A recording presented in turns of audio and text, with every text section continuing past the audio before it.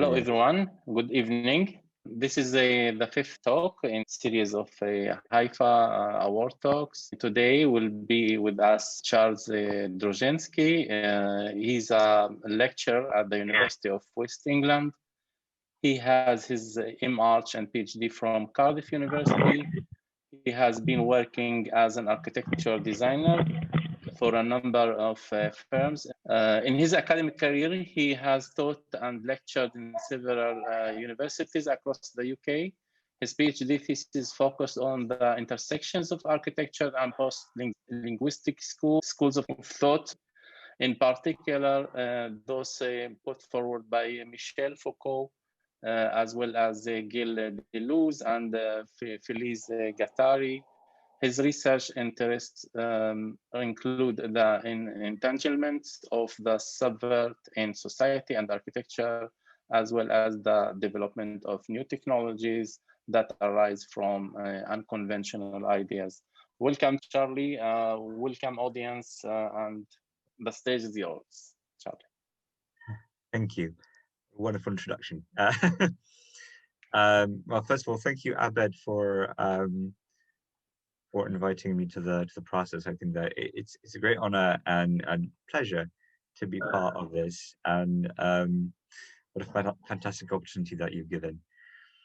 And today I'm going to speak about my approach to architecture, really, and where I'm coming from as an academic, as a designer as well.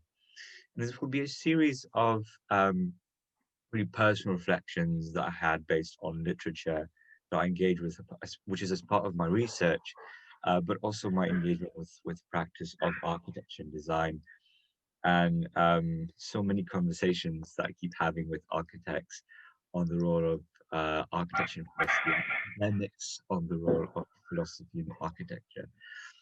And when I mean this it's a quite ambiguous term, the role of philosophy and architecture, but what I mean by that are all the implications of the intellectual pursuits of an understanding of why and what designing is for, the specificity of design, the definition of design. So how a square that an architect or urban planner is designing is different to a different square that's nearby in the city. And that's why I think that these conversations on the intersections of architecture and philosophy are so important to get right for architects. And I feel that theory here is quite important in order to reflect on the political or intellectual strands of thought to infuse and invigorate architecture and give it that specific quality that I think sometimes in recent years have been maybe put to the side. So if you're struggling to see this relation between theory and practice, I'd say that it has to do with this assumption that each architectural project is, in a way, so different, and difference not only through the virtue of having a unique spatial configuration, and needs to start engaging with its surrounding in a bespoke way, but also in its temporal and cultural context, where even events that the architecture needs to develop and cater for need to be rethought almost every single time a new design starts. And in that process of making, in that process of reimagination, really, we have to learn all of these new contexts, new temporal and cultural contexts over and over again. And in this process of learning by doing, we are somewhat at risk of lulling ourselves into a cozy blanket of misconceptions and misconstrusions. So abstract theories in this situations are really difficult to apply, and the theories that are being proposed are really just a segment of methodologies and approach to architecture. And I suppose one of the designers that I will point to here today one of the kind of the issues in design or the challenges of design that I'll point today is this difficulty that flows from the spatial way of defining architecture, or convening a story, a narrative that architecture is to uphold. And I will be speaking of this risk, this danger. At the same time, I'll mention how how architecture was used in the past, um, and how this difficulty of its definition was ripe to convey a very particular way of articulating thought. Far be it for me to suggest that by designing architecture, you could attain some sort of transcendent truth. Um, but it is an avenue, I feel, to reflect on the resources of knowledge that the architects operate with um, and accept. Um, but before I get into the kind of the core of what I was going to talk about, I'd like to first describe the context in which my thinking is developing, or by which my thinking is fostered by.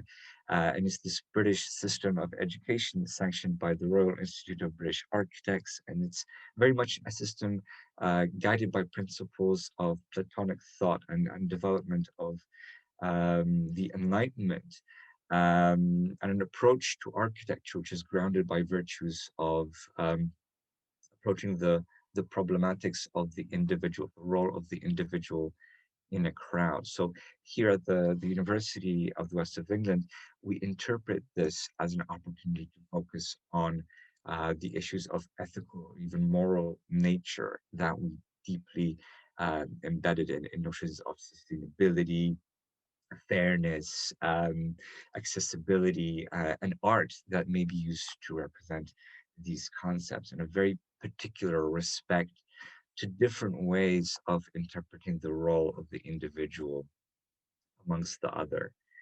And the capacity of where I work with, the University of the West of England in Bristol, is manifested by the interdisciplinary aspects of the department, which links architectural education with other design disciplines that touch on a plethora of scales and experimentation, and thinking of different focal points as the outcome of the design.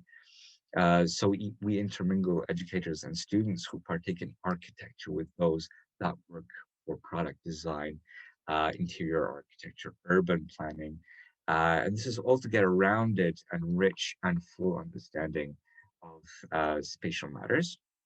And if I would suggest that if you'd like to know more about that, go to the Architecture and the Built Environment at UE 2020 degree show, where we promote our students' work, and their work reflects the ethos of the school and the interdisciplinary and cross-fertilizing way in which we approach the discipline. And in this sense, this approach to architecture is, I suppose, I would argue, now more necessary than ever, as we still haven't quite figured out the nitty-gritty details of what it is, and perhaps we never will, what it is to be moral or ethical. And we're still quite far away from defining what a specific sustainable architecture or a sustainable approach to architecture practice is in modern times. And we're facing contemporary problems that are exasperating and escalating in recent years. And by addressing those issues in this multifactorial fashion through architecture, I would argue we get a broader picture of the complexities that we face.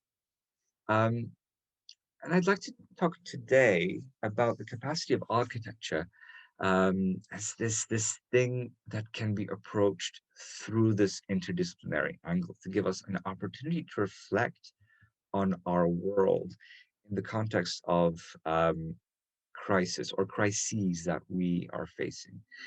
And in a way, this opportunity to engage with a crisis of morality and ethics, economy and politics allows us to draw out the struggles and frictions in our assumptions that lay at their core. So architecture is, I would argue, this thing that allows us to do that. And I'm arguing that the methodologies in architecture of attaining a spatial design are very well equipped in order to do that. And I'm focusing on architecture here because I feel that architecture, I design architecture myself, but at the same time, I feel it's right that architecture has quite a unique capacity to produce articulations or ways of drawing conclusions that aren't necessarily contentious. Um, as at the best of times, the edifice is seen as an example of generosity or the outcome of the goodwill and investment. But bearing this in mind, from another point of view, architecture is following Peter Eisenman's rhetoric, um, a profession that has the capacity to become self-referential and closed without any necessity to engage with any other profession. Architecture is a very specific thing that has a very defined set of rules and regulations. In fact, if you look at the statistics, most students of architecture later in life go to become architects or designers. So there's still this duality in thinking about architecture as something which is quite difficult to understand for non-experts, something that is very soft, but at the same time, something that is almost very clear for architects or people interested in spatial matters. And I think that this is where the capacity of architecture is coming from, the difficulty to corrupt architectural concepts with politics. Saying this, I would argue that um, uh, it's not impossible looking at the historic precedents of, say, Leonid Ivanchov, for example. Um, crises in architecture are incredibly explosive.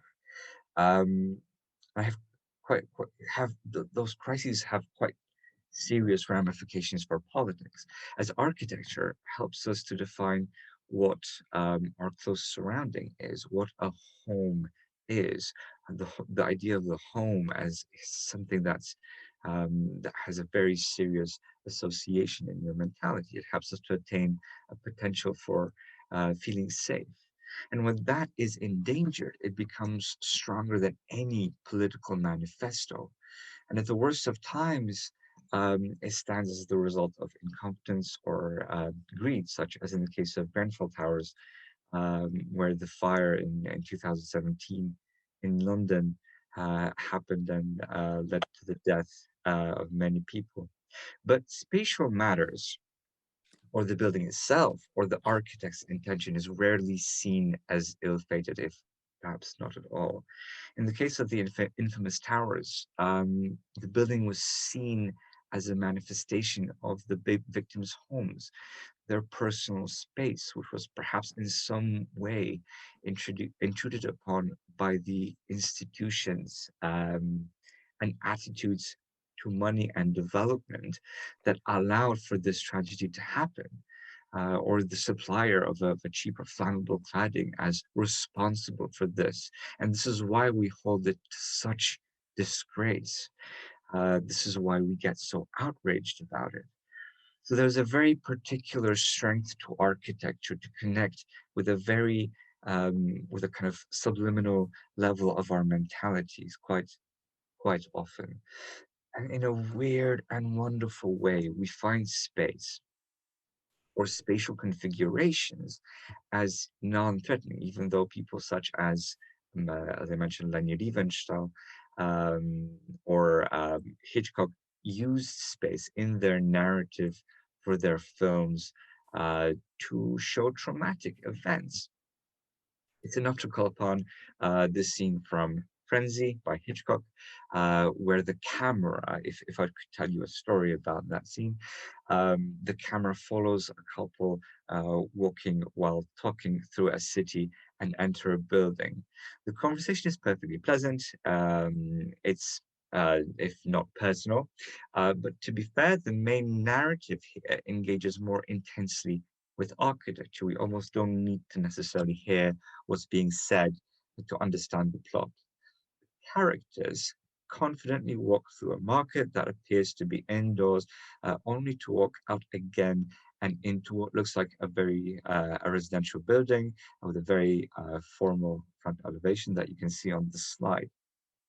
Throughout the journey, the lighting quality changes to darker and darker to show how the edifice of the protagonist, how the faces of the characters are lit up from above, revealing every wrinkle and accentuating facial features, making the face look gaunt and more gaunt. This is all done through the change of atmospheric qualities of the space as the characters walk through the city and the architecture.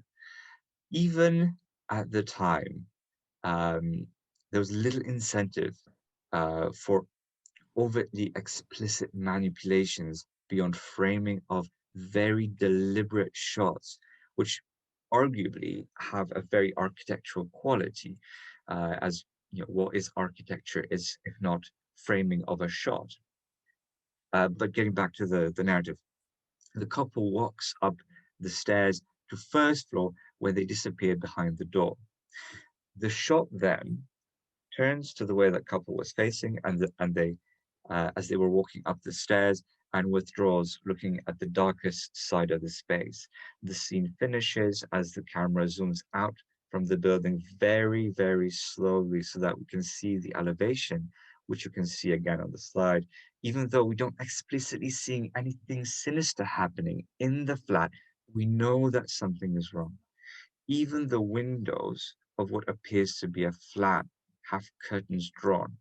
There's an implication of worry and anxiety of the characters. We got to know through the journey with them through the city and our eavesdropping on their conversation. Architecture here becomes a medium of storytelling. In fact, Hitchcock repeats his attitude using architecture as a medium of storytelling in films. Architecture almost becomes a character as it is so well attuned to the events of the plot.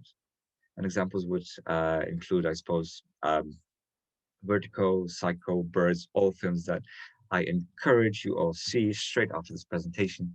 But in this way, storytelling is very soft. It's quite poignant, but it's not something that we're told. It's not something that we're imposed. We're not told to be afraid when we're watching the frenzy. No one is shouting. We don't even see the event. Everything that is being said is perfectly pleasant. Now, you have to remember that I'm not saying that there's a universality that architecture taps into that would perhaps disengage personal experiences, emotional states, or the social context from impacting on how we read architecture.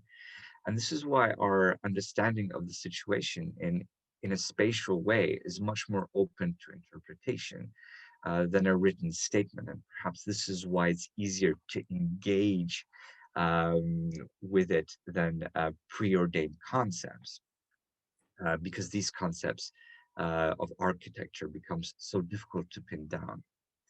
Now, while watching Hitchcock's films, you as a viewer might get an entirely different impression of the scene. Um, and in this, it is important because in this way, the kind of the way that we teach architecture, we always succumb to the notion that buildings are large efforts of pretty significant investments and need to be well thought out.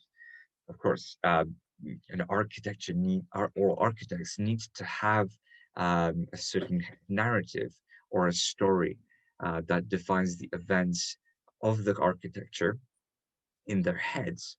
But on a conceptual level, and thinking about the form in a way that allows us to link ideas of beauty, utility, and function. So those are three, the trigon virtues.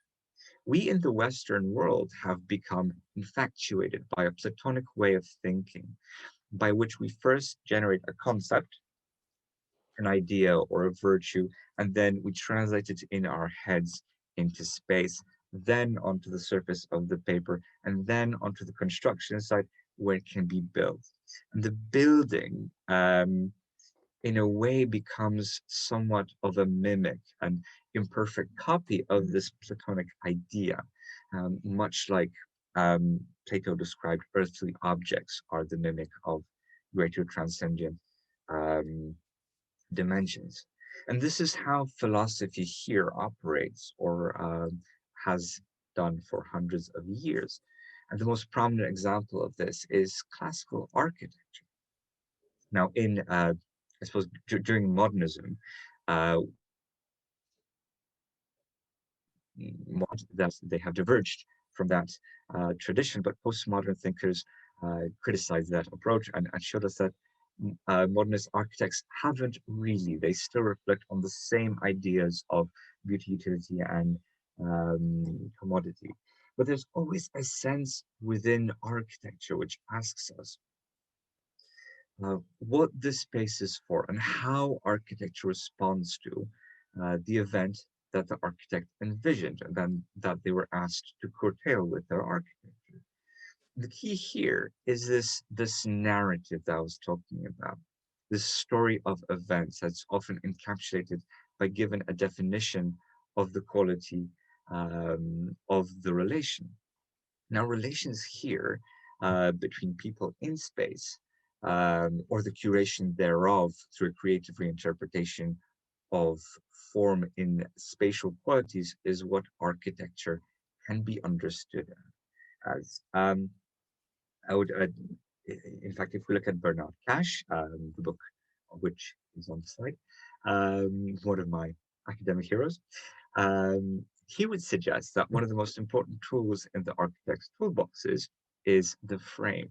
If we see the plan of a building on a sheet of paper, um, the walls of a room frame the events inside a room. If we see relations between people, which are framed by a window or a door, um, we if we look at the a sectional drawing, we equally see how the events inside a building are framed by the walls or by the structures indicated. Now, Cash quite convincingly tells us about the functionability of the architectural practice being contingent on the act of framing space. Architecture as a frame that channels relations between people and events um, that people engage with is a function of connecting things. There's no need here a loud, shouty political logo on a red hat that may polarize the audience in support or against the message. But this is the virtue of this function, this delicate and quite precarious enunciation.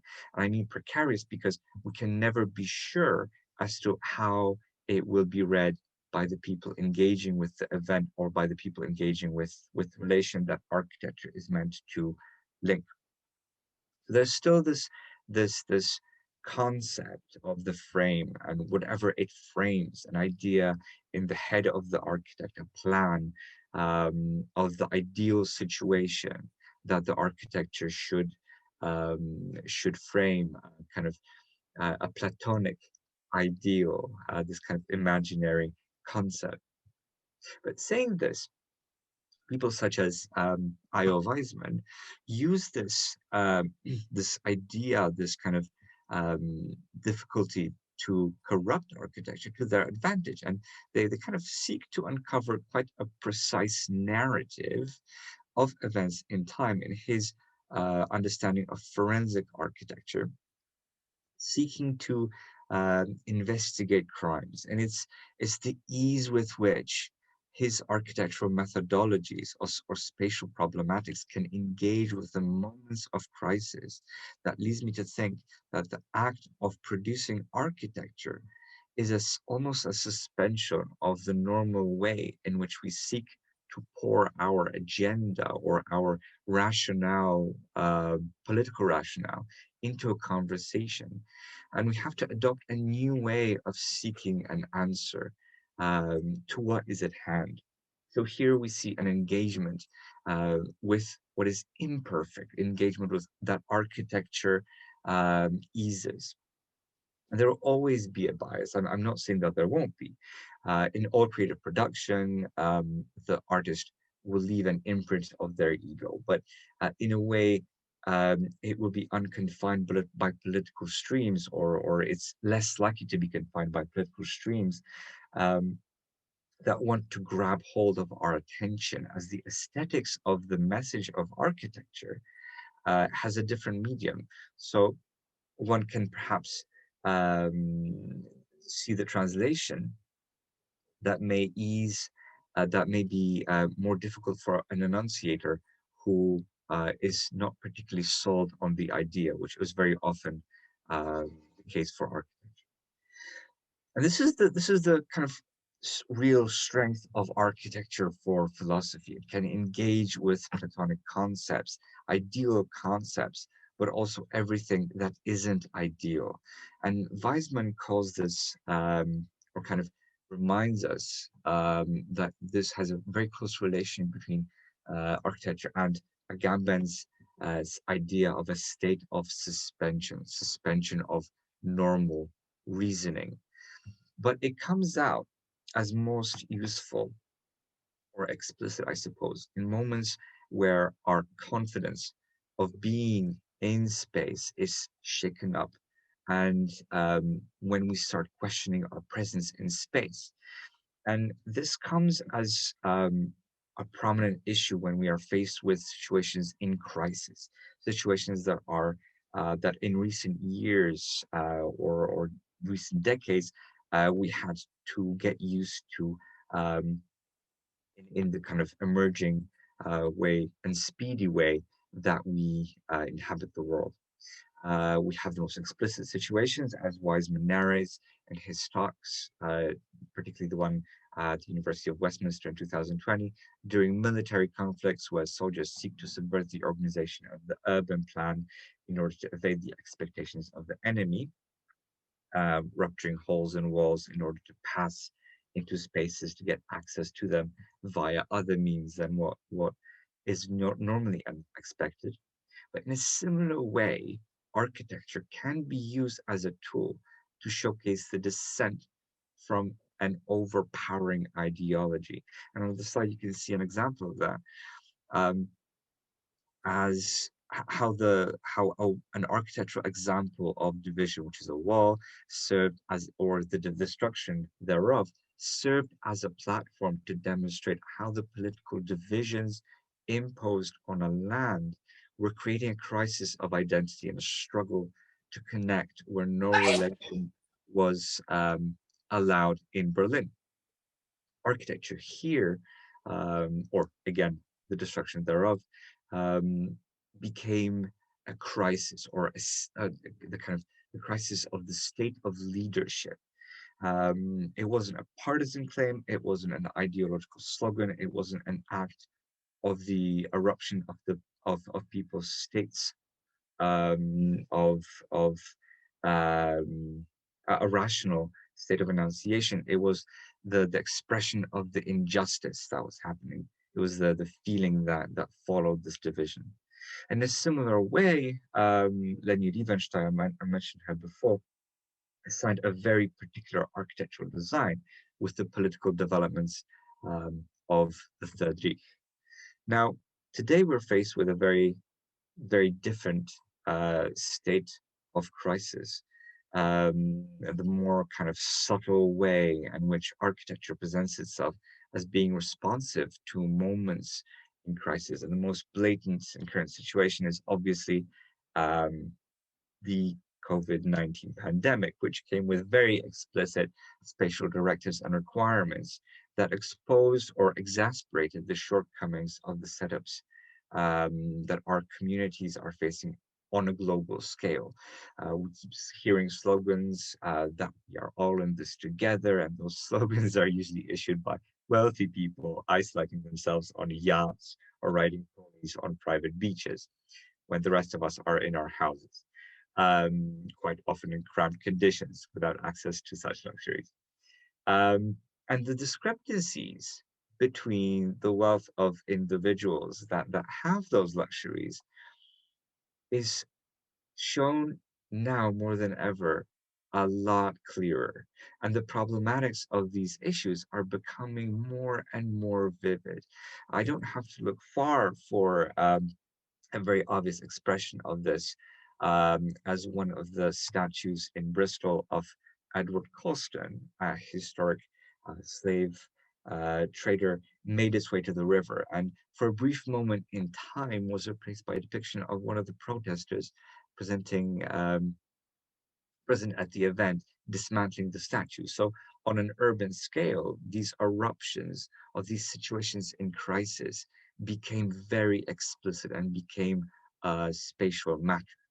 Um, but COVID came with a much more elaborate spatial problematic in the fact that anyone trying to engage with the debates on space as of 2020 will, in the developing world, have to deal with sentiments of social distancing, conversations on ventilation, even discussion on lighting events in order to adjust the current microbial danger and potential future situations of similar quality where the enemy is virtually invisible, and therefore we must assume that the enemy is always present. We always have to respond to the enemy with our architecture.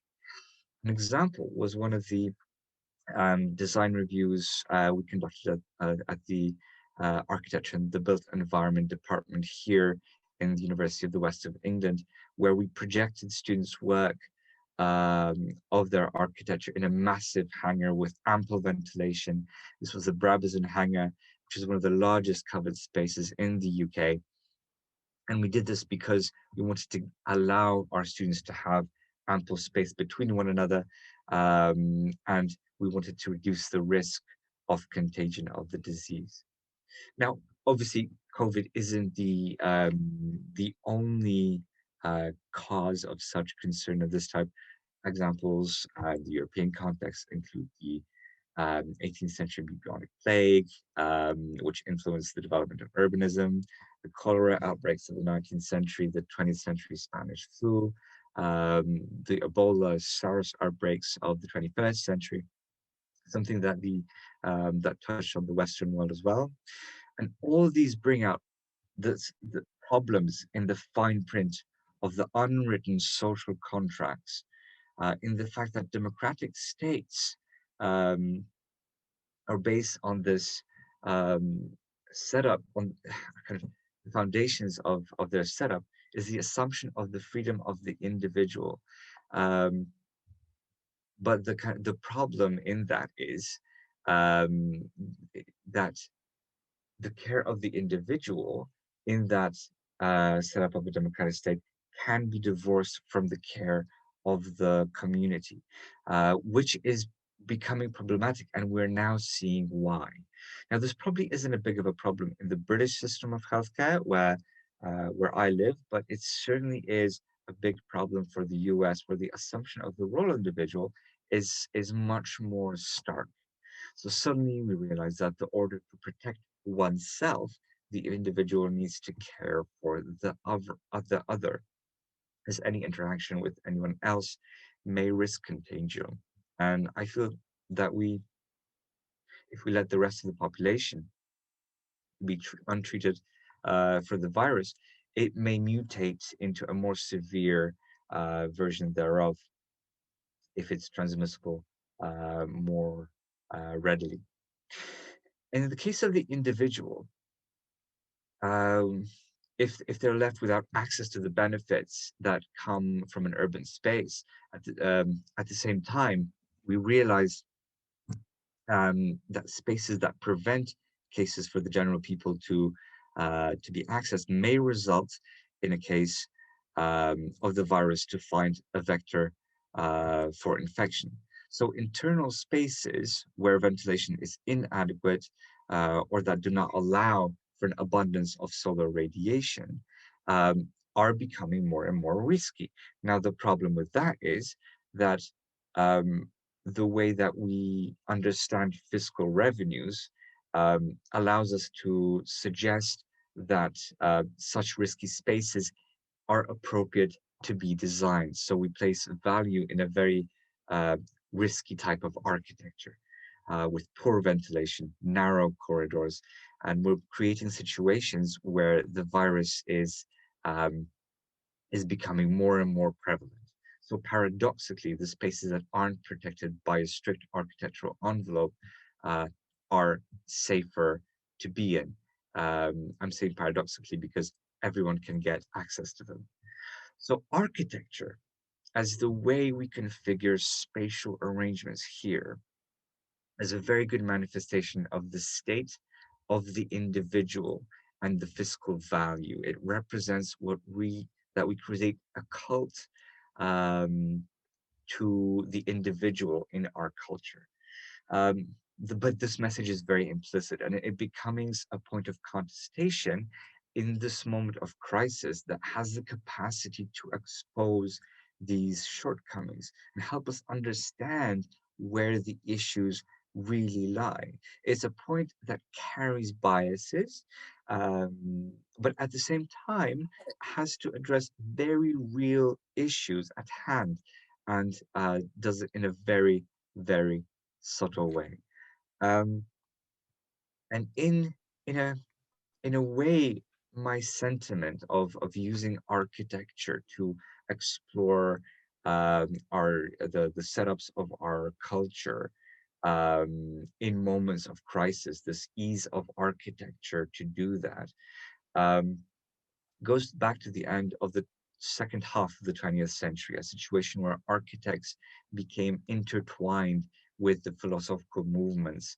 And when writers such as Michel Foucault, Jacques Derrida, or Deleuze and Guattari came to use architecture in their dialogues, as they saw it as a very gentle way of setting out a field of reasoning where ideas and concepts can emerge in a less dictatorial way, but one that is easy to engage with on a very personal level.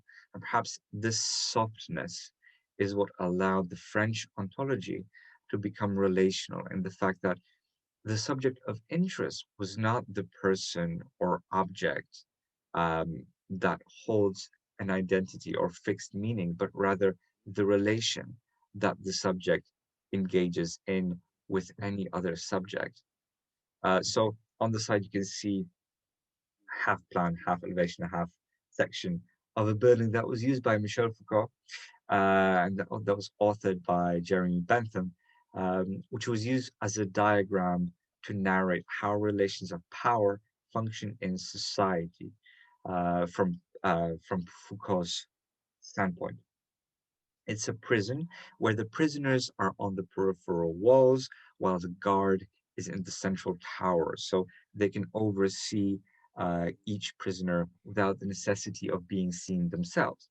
We usually interpret this relation from the standpoint of the prisoner and the fact that the building tells a story of invigilation, the invigilation of the individual, of the prisoner. But there's another story that can be taken from this precedent. Foucault would, in my opinion, never place the individual as separate from the network of others in any given relation.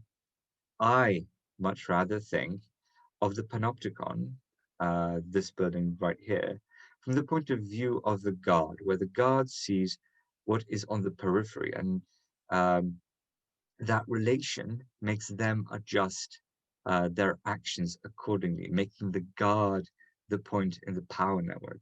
So there are two ways of interpreting Foucault's use of this building.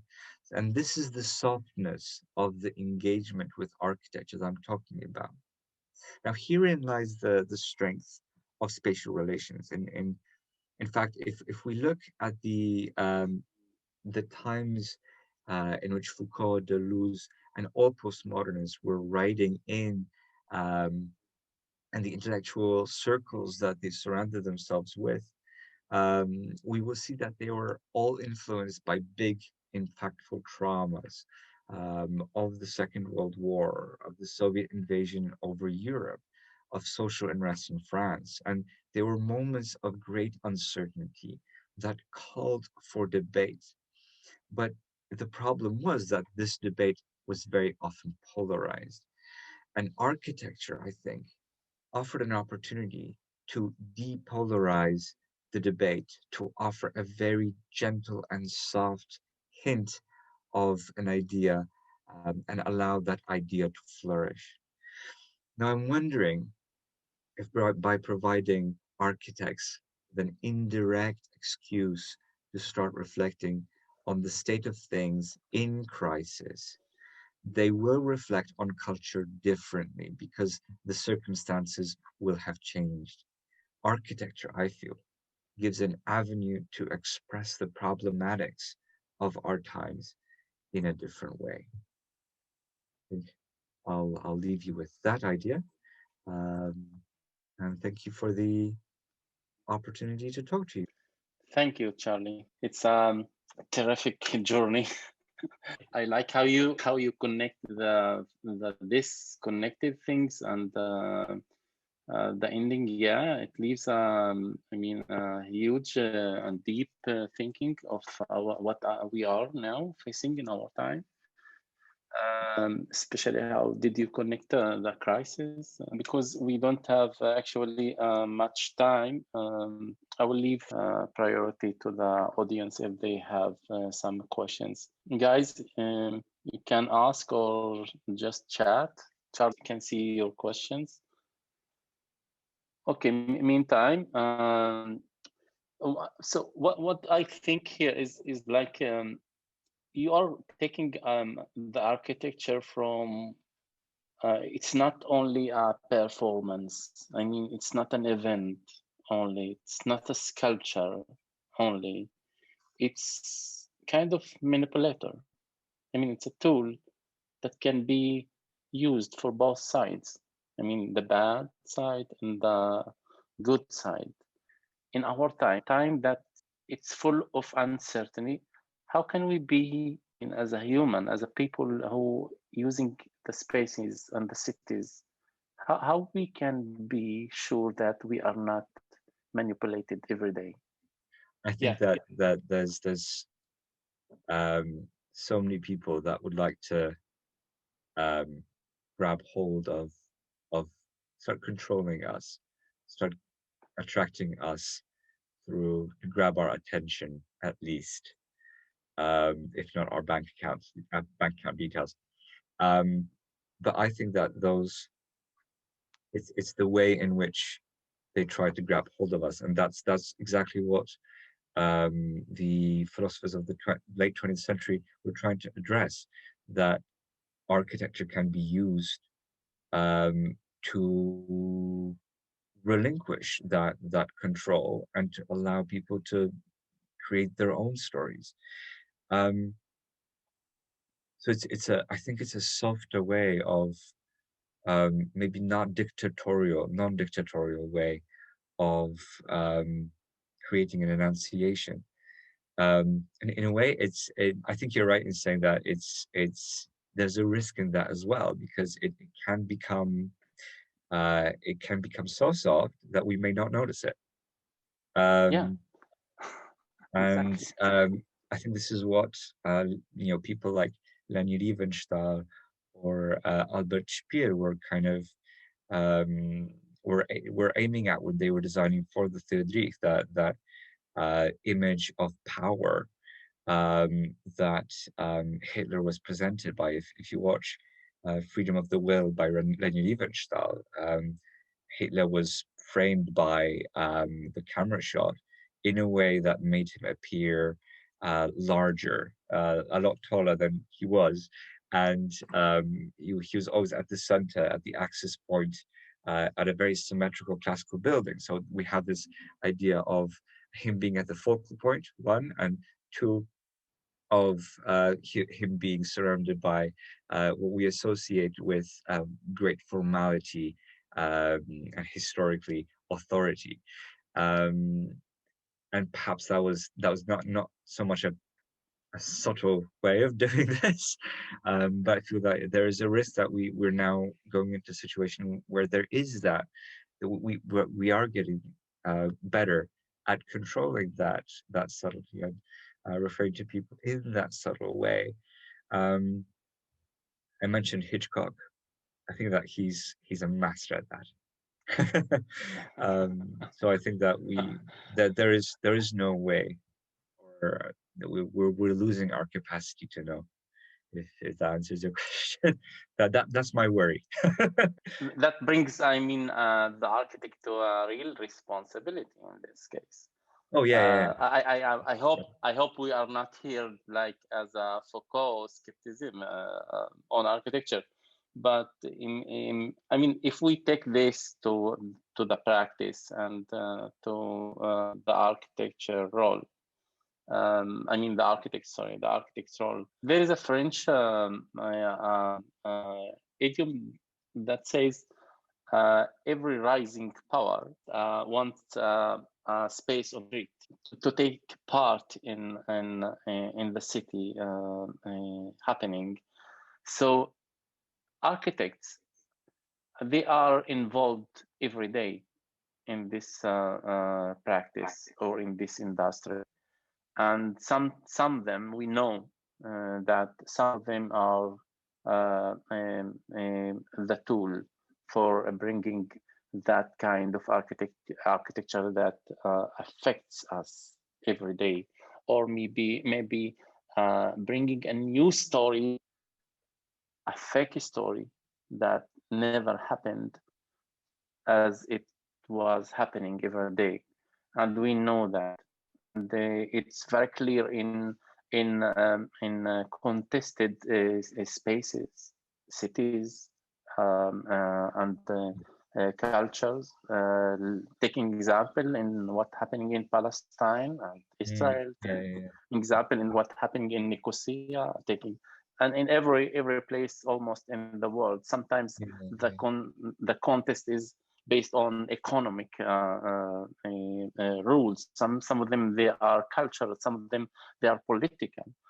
And how can we learn more about our responsibility in this case?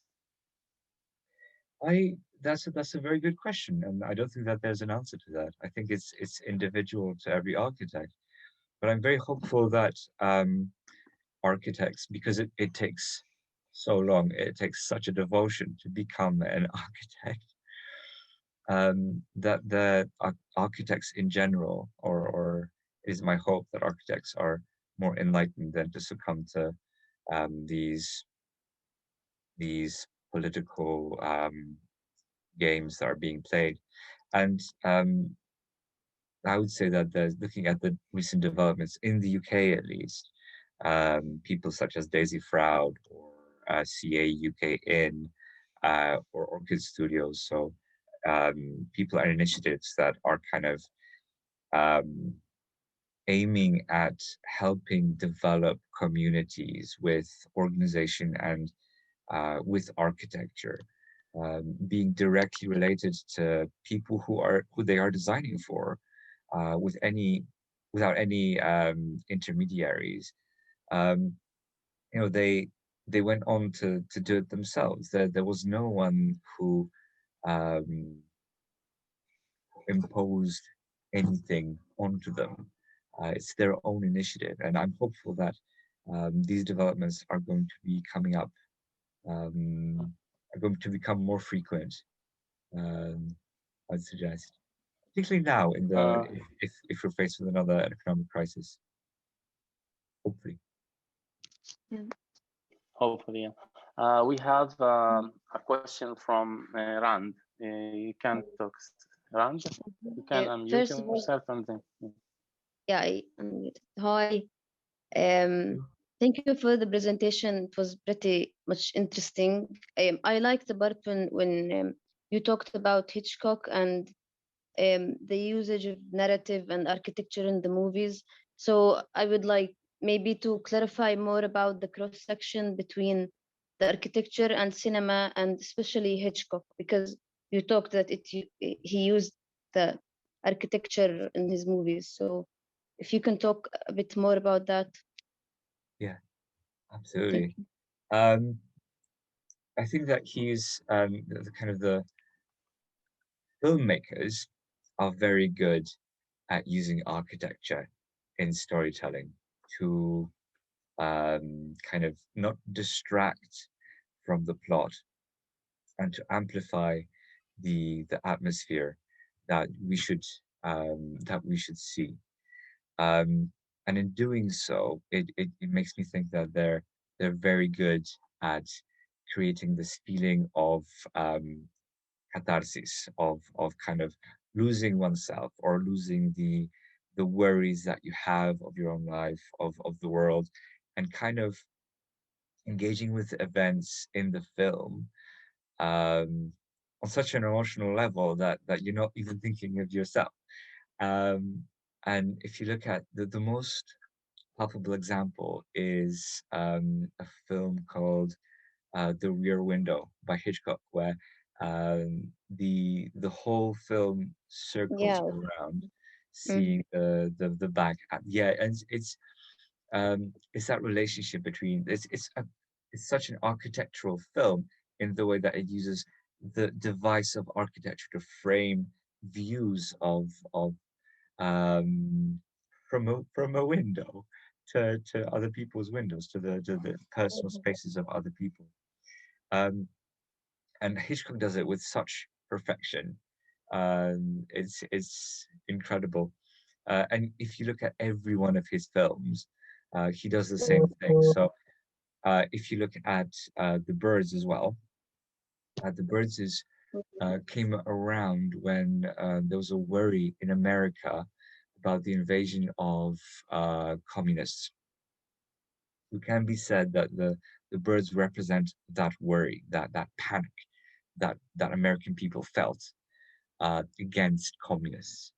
And you see that there's almost a kind of spatial quality to birds because the birds are taking up a very expansive space where quite often the characters are trapped in very narrow spaces. So it's that kind of narrative um, of using architectural devices um, to complement the plot, the atmosphere that's supposed to be felt. Yeah, to create the feeling, like it's not very forward.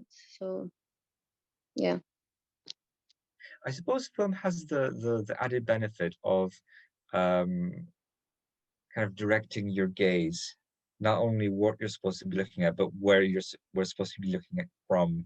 Mm. So it's easier to kind of to control that environment. Um, and yeah, I suggest we watch Hitchcock now. Please. We have another question from Shahid. Okay, yes. First of all, thank you very much. You have definitely given me so much to think about. But I would really like to know your input on the importance of narrative in architecture. So I can see the importance of narrative in filmmaking, definitely in photography, yes. But in architecture, when we think about this, like right now, we're looking at this picture, half plan, half section, half elevation. And yeah, we can analyze it and, go through the different scenarios of the narrative intended, but do the regular users actually do this? I'm asking this because I'm currently having this dilemma myself, and I also have this architect that I really like. I'm not sure if you're familiar with him. His name is Eric Owen Moss. And oh yeah, he's based in LA. So he's very blunt, and I kind of like this about him. But there was this article he once wrote, and he said, "Which lie do you want to tell? Like, I can design this building, and I can say, yeah, I did this because I have this I don't know, religious significance or whatever historical meaning that I intended, but that doesn't necessarily have to be the case. So I want to know what you think about this, please. Yeah.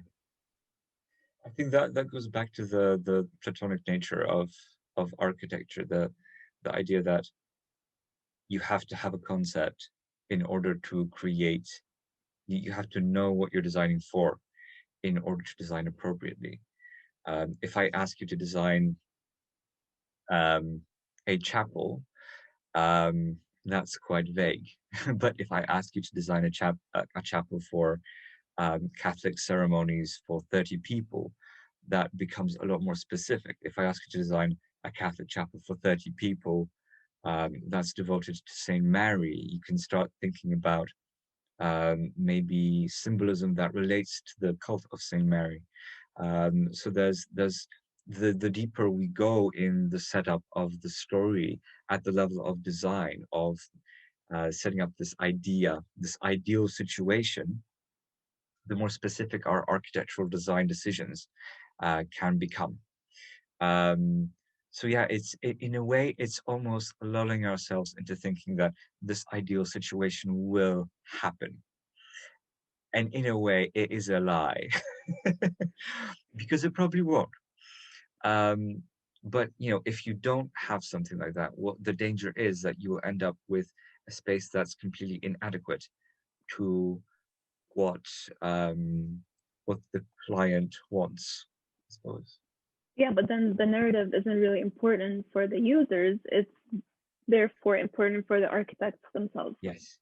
Yes. So it's just to give us purpose, our egos. To give us our practice meaning and definition, because essentially we are the embodiment of that approach to architecture, which preordains or requires a preordained idea.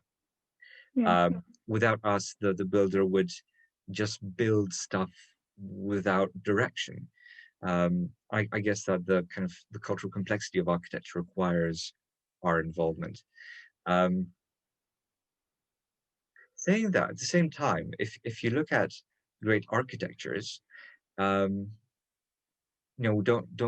you engaging with Ronchamp in an appropriate way when you enter the building, or aren't you engaging with Peter Zumthor's thermal baths in the way that he asks you to? I suppose it's the question of how you set up that narrative and how you set up that lie. If the lie is about that people will understand or start believing in the cult of Saint Mary as they walk into the space, it's perhaps not the case. But if you want the people to be moved by the design decisions of a massive wall that stands dividing you and the kind of more somber space inside, that's the difference between those narratives. So it is a case of the setup, I suppose, where the real value of that storytelling really is. Yeah, I kind of agree, but you see, the thing is, if that was the point, like how to let people engage in a different way, or how to give people a new experience that they've never had before. Yeah, but then like this changes the whole purpose of, then as an architect, my purpose should be to just create something new, something that has never been done before. And I'm not sure, like, is this what we're supposed to do? I'm just a senior having all of these, dilemmas and big questions right now. So sorry. No, it's okay. It's okay. Yeah, no, it's an interesting question. It's very good. But yeah, it makes sense. Thank you very much. Yeah. Thank you. Okay, thank you, Charlie. We sorry guys, we have no room for another question, and we have we spent more than an hour. It was very interesting, and you left some of us confused, some of us very certain. At the end, it's a very dangerous profession. So thanks to the audience, and see you next talk. Bye. Bye.